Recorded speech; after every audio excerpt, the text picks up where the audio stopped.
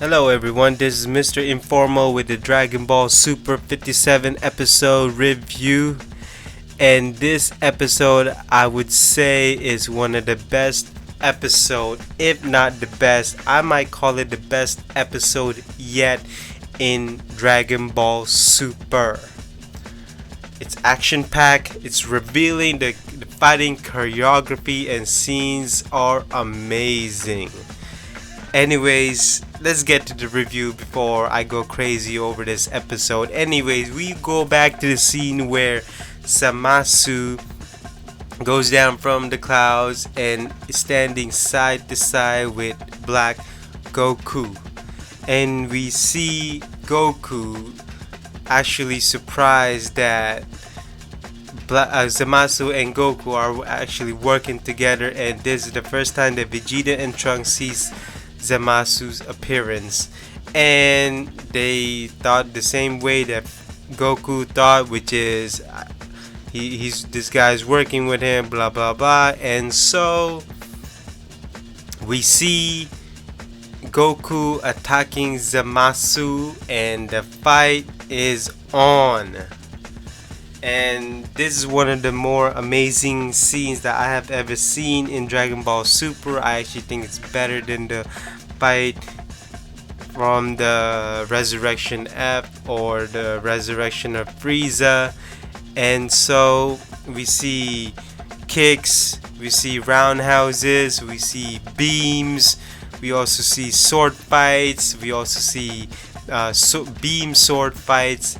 But in any case, we also see Vegeta actually come alive, and he's actually not dead, as I was saying in the previous episode review.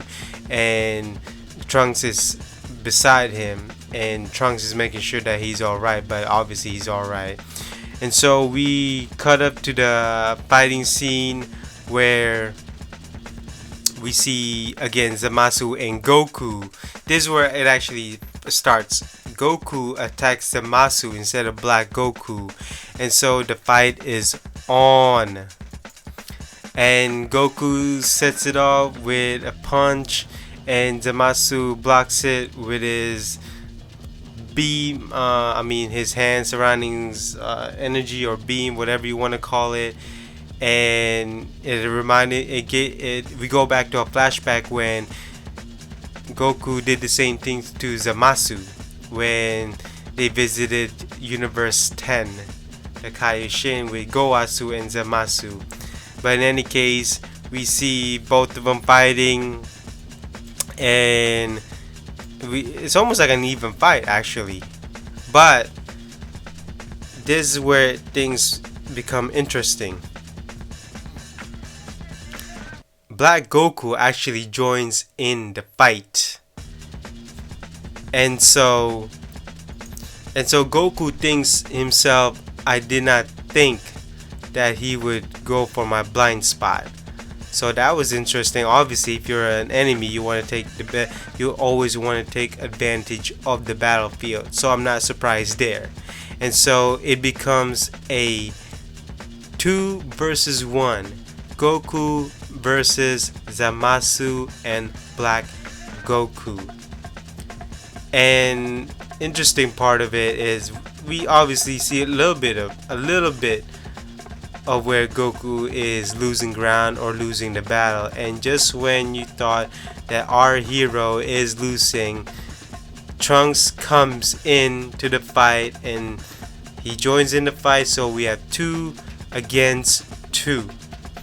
And so we have Black Goku, Zamasu versus Goku, Trunks.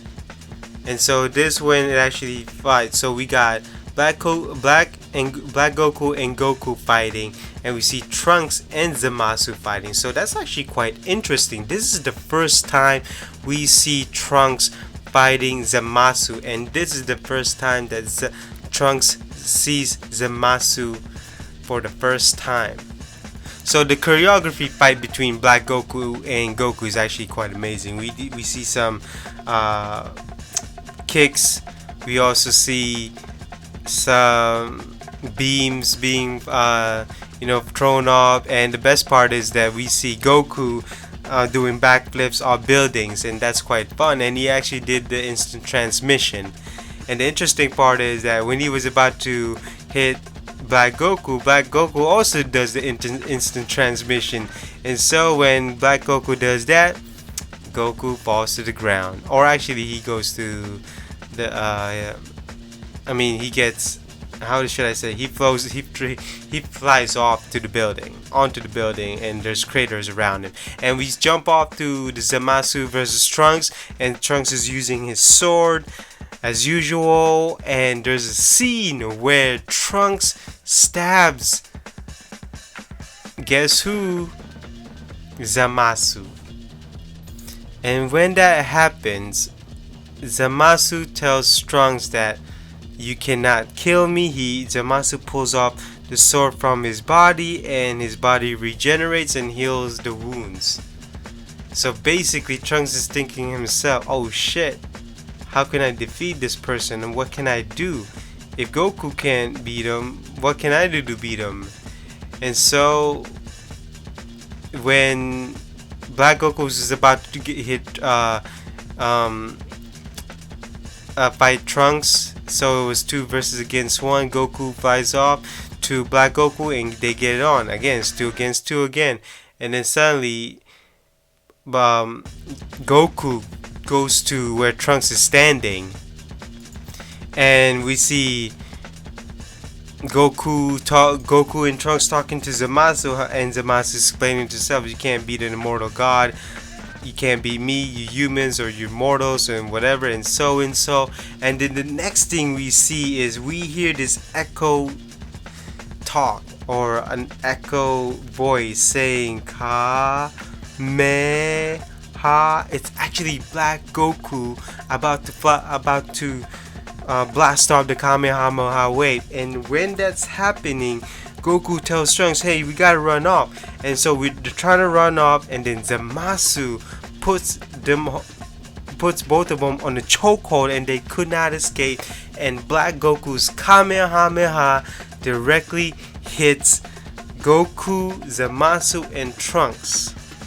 Zamasu is not affected because he can generate. Not only that, he is actually an immortal now.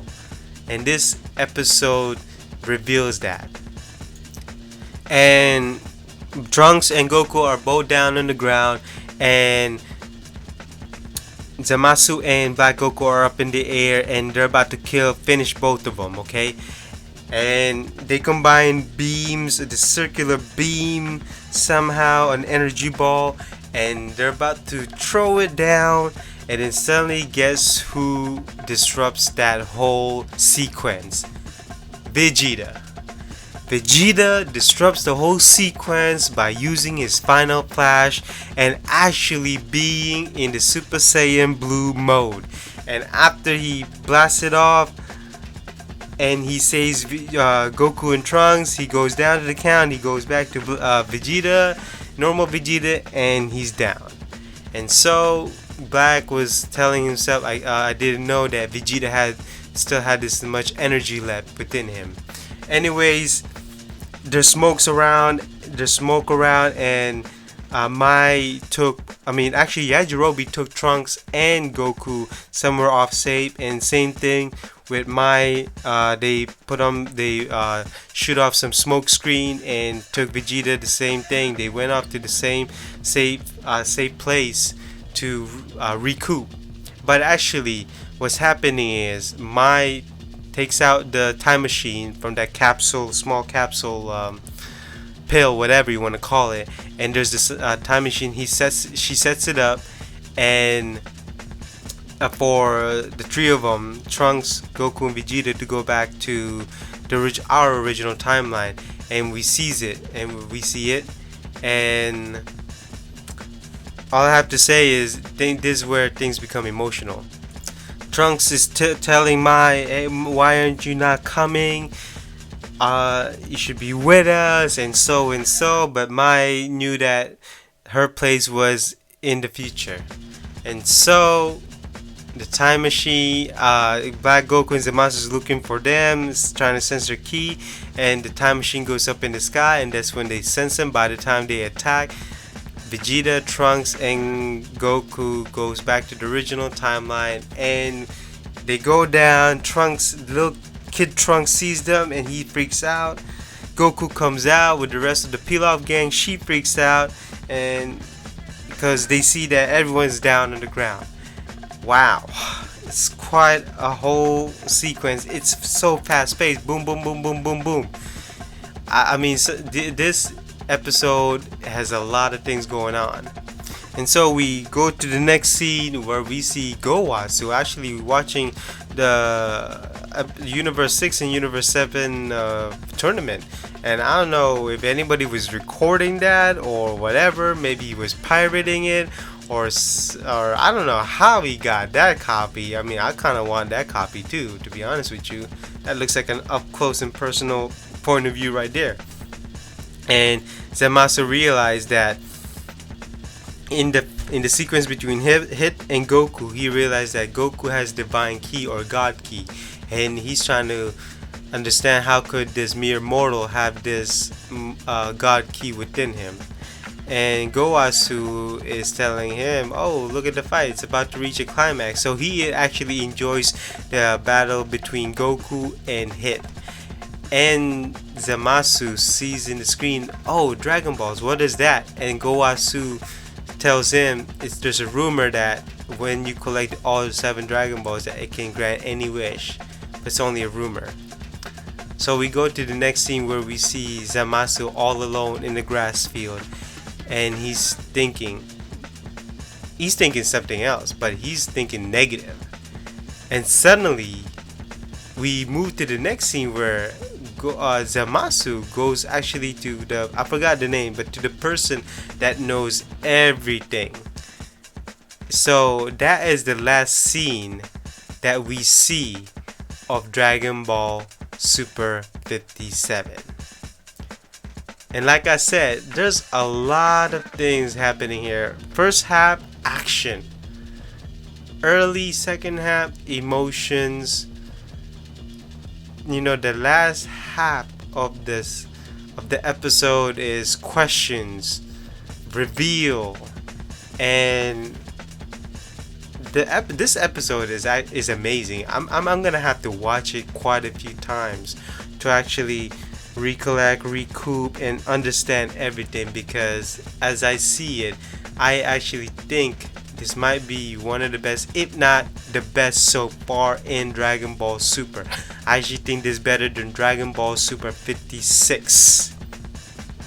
And I'm excited for the future episode. I cannot wait. And the worst thing about it is I really hope there's no more day offs in Japan or any holidays, because if there is, it's gonna make me so impatient. But in any case, that is my review. Again, this is Mr. Informal for the Dragon Ball Super 57 review. I hope you all enjoyed it. If you have any further comments, let me know too. I do read comments, and I do comment on comments, okay? So let me know what you think, okay? And I'll see you in the next Dragon Ball Super episode review. Bye-bye.